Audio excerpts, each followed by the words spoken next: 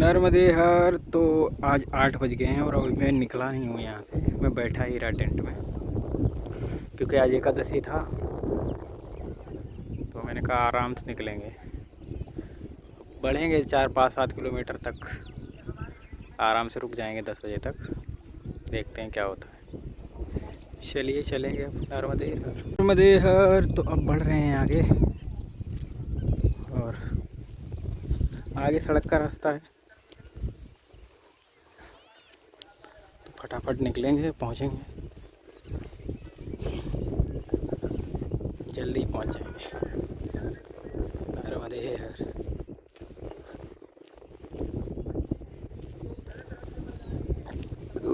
महादेव शंभू। आज दोपहर मंगरोल तक पहुंच जाएंगे। पहुंच तो कल ही जाते हैं, लेकिन रुक गया मैं फिर इधर, क्योंकि कहीं पहुंचना ज़रूरी नहीं है, जहां मन करे वहां ठहर जाओ। हालांकि मन हमारा दुश्मन ही होता है एक हिसाब से तो कुछ भी करेगा, लेकिन कभी कभी मन की भी माननी चाहिए, कभी कभी बुद्धि की भी माननी चाहिए। जैसा समय हो वैसा काम करो, ना तो ज़्यादा मन की मानो ना ज़्यादा बुद्धि की मानो। चलिए नर्मदे, चलिए अब ऊपर चलते हैं थोड़ा सड़क की तरफ। इधर बहुत ज़्यादा तार लगा है।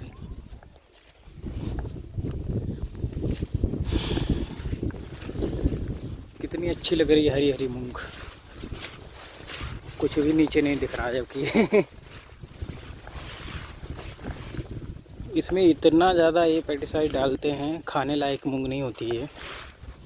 बहुत ज़्यादा उपयोग करते हैं दवाई का। इसमें दवाई का तो हर चीज़ में उपयोग होता है। खैर, बिना दवाई के तो कोई फसल होना भी आजकल संभव नहीं है, क्योंकि ज़मीन को आदत लग गई है, फसलों को आदत लग गई है ज़्यादा खाद की, ज़्यादा दवाई की।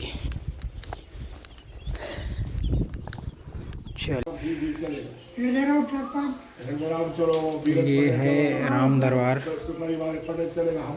बहुत खूबसूरत है। यहाँ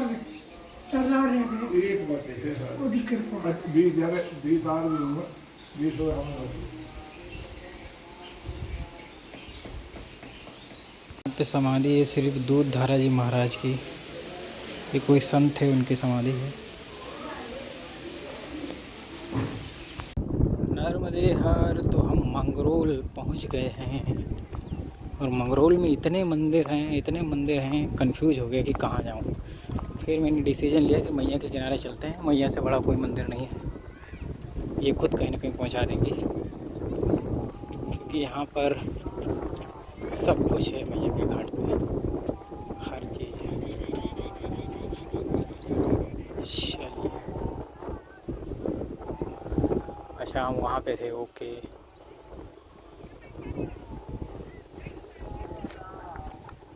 खूब चल के आगे फिर तो।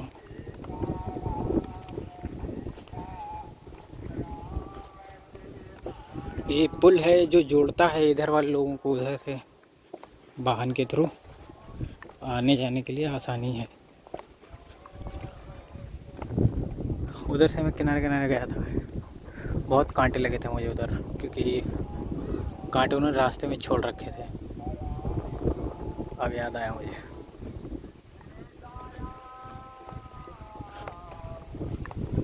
और वो एक सांडिया घाट है, वहाँ बहुत भीड़ थी उस दिन। कुछ विशेष दिन था, मुझे याद नहीं आ रहा क्या था। शायद पूर्णमासी थी उस दिन, पूर्णमासी थी, इसीलिए वहाँ पे बहुत भीड़ थी, बहुत ज़्यादा भीड़ थी। इधर के लोग पूर्णमासी, इधर क्या कहीं भी गंगा के किनारे, नर्मदा जी के किनारे पूर्णमासी को भीड़ हो ही जाती है, क्योंकि अपना भाव रहता है सभी का कि आज का स्नान बहुत महत्वपूर्ण होता है। पूर्णमासी हो, अमावस हो, या कोई विशेष दिन हो, तो इस करके पुल के पास एक आश्रम है, वहाँ रुकने का प्लान बना रहे हैं, देखो क्या होता है। नर्मदे यहाँ पर 2-3 आश्रम है, देखते हैं किस आश्रम पे अपना रुकना लिखा है। जहाँ लिखा होगा वहीं रुकेंगे। अब यार इससे कैसे निकले हम। चलो ये उससे तो निकल गए। रेता एक गर्म हो चुका है बहुत ज़्यादा, तो अब ये पैर जला रहा है। और ज़्यादा पैर ना जलाते हुए मैं सीढ़ियों के सहारे ऊपर चढ़ जा रहा हूँ। कहीं रुक जाऊँगा क्योंकि ज़्यादा भाग दौड़ से कोई फ़ायदा नहीं। नर्मदे हर तो यहाँ पे बहुत कुछ लिखा है। देखो यहाँ पे लिखा है 4 कुंभ कहाँ होते हैं, हरिद्वार, प्रयागराज, उज्जैन, नासिक। और फिर ये 7 प्रातः स्मरणीय नदियाँ, मतलब जो जिनको हम सुबह उठ के स्मरण कर सकते हैं जिन नदियों का, वो ये हैं गंगा, कावेरी, सरस्वती, यमुना, नर्मदा, महानदी, गोदावरी, कृष्णा और ब्रह्मपुत्र। और इन सारी नदियों का मैं भ्रमण करना चाहता हूँ। ये अपनी 9 दुर्गा हैं, शैलपुत्री, ब्रह्मचारिणी, चंद्रघंटा, कुसमांडा, स्कंदमाता, कात्यायनी, कालरात्रि, महागौरी और सिद्ध देवी। देखो यहाँ पे बहुत कुछ इन्होंने लिख दिया है। पंचतत्व पृथ्वी, जल, अग्नि, वायु, आकाश। हाँ, ये बहुत ख़ास चीज़ है। जो हमारे सप्त पूजनीय पर्वत हैं वो कौन से हैं? हिमालय, मलय जो कर्नाटक और तमिलनाडु में है, सह्याद्री जो महाराष्ट्र है, महेंद्रगढ़ पर्वत जो उड़ीसा में है, विंध्याचल जो मध्य प्रदेश में है, अरावली राजस्थान है और रेवतक गिरनार गुजरात। ये 4 आश्रम होते हैं, ब्रह्मचर्य, गृहस्थ, वानप्रस्थ और संन्यास। ये युग हैं अपने 4। और ये धर्म, अर्थ, काम और मोक्ष, ये पुरुषार्थ होते हैं 4। तो यहाँ पे देखो सप्त नदियाँ भी हैं, सप्तपुरियाँ, अयोध्या, काशी, मथुरा, हरिद्वार, कांचीपुरम, अवंतिका और द्वारिका। 4 धाम ये हैं अपने, बद्रीनाथ, रामेश्वरम, द्वारिका, जगन्नाथपुरी। और जो सप्त ऋषि हैं जिनको स्वयं शिव ने इस पृथ्वी का वो करने के लिए, इसको बढ़ाने के लिए जिनको ज्ञान दिया था, तो वो ये हैं विश्वामित्र, जमदग्नि, भरद्वाज, गौतम, आत्रि, वशिष्ठ और कश्यप। और ये हैं वेद, 4 वेद, ऋग्वेद, यजुर्वेद, सामवेद, अथर्ववेद। अच्छा, दिशाएं हम लोग 4 समझते हैं, लेकिन यहाँ 8 हैं, बल्कि दिशाएं ज़्यादा होती हैं। कोई कहता है 10 दिशाएं होती हैं, कोई और ज़्यादा बताता है। तो वो ऐसे लिखी हैं, है ना। ज्योतिर्लिंग तो सबको ही पता है। ये संस्कार होते हैं हमारे, जो 16 संस्कार, वो कुछ इस प्रकार होते हैं। और इतने पीठ हैं, शारदा पीठ, ज्योतिष पीठ, गोवर्धन पीठ, श्रृंगेरी पीठ, श्रृंगेरी कर्नाटक की है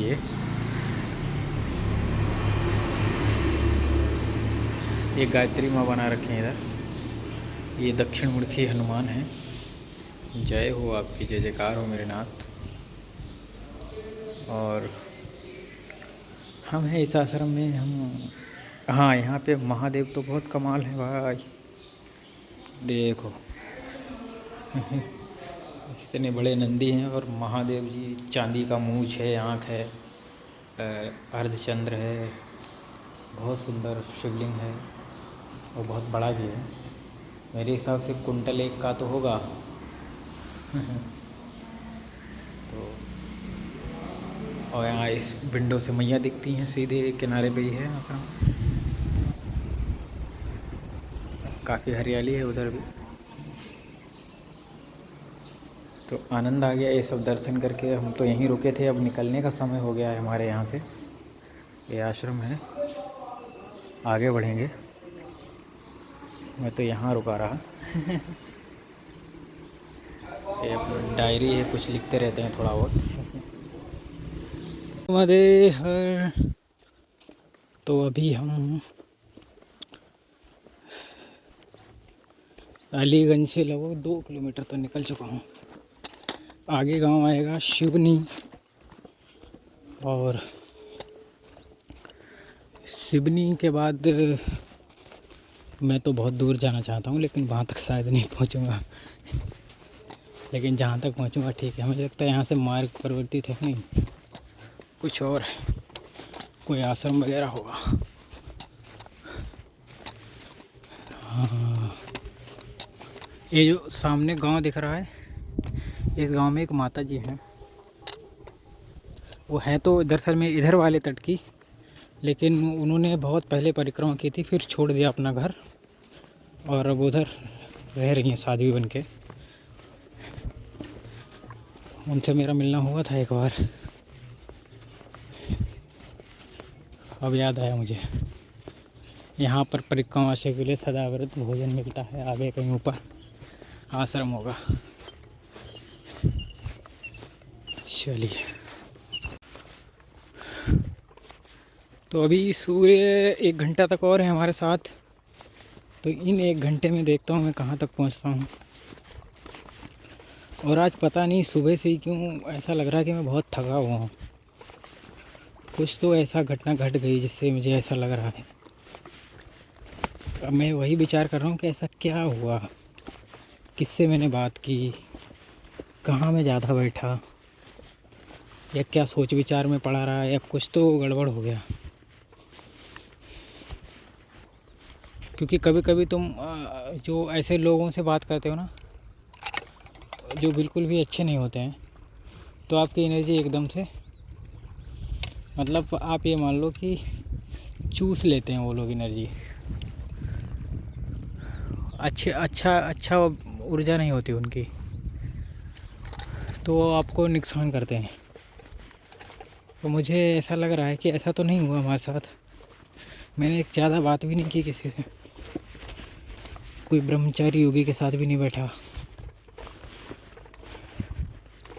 चलो, हो सकता है कुछ परिवर्तन हो रहा है बॉडी में, इसलिए भी होता है कभी कभी, क्योंकि हर समय एक जैसी परिस्थिति हमारे शरीर की नहीं रहती है, बदलती रहती, तो वो कारण भी हो सकता है। और रात तो मैं काफ़ी जल्दी सो गया था और बहुत लेट उठा। हालांकि पहले तो मैं 4 बजे उठ गया था, 4:30 बजे के आसपास फिर से सो गया था। तो वो कारण भी हो सकता है, क्योंकि जाग के सोने शरीर के लिए अच्छा नहीं होता। जाग गए तो जागते ही रहो, सो गए तो सोते ही रहो। चलिए, पहुंचते हैं आगे, कहीं आश्रम पे रुकेंगे। आज मैया के किनारे नहीं रुकेंगे, क्योंकि मन जो कहे वही करो। यहाँ पे एक आश्रम है, लेकिन इनका बोर्ड है कि यह आश्रम बंद है, नर्मदे। तो फिर मैंने कहा ऊपर जाने का कोई फ़ायदा नहीं, जिसने बोर्ड लगा के पहले ही बोल दिया कि भैया यहाँ आने की आवश्यकता नहीं है। तो यहाँ पे जगह मुझे बहुत अच्छी लग रही, तो मैं यहाँ पे टेंट लगा लूँगा। अपने पास सत्तू है, रात में वही खाऊँगा मस्त, सुबह फिर चल दूँगा यहीं से स्नान ध्यान करके।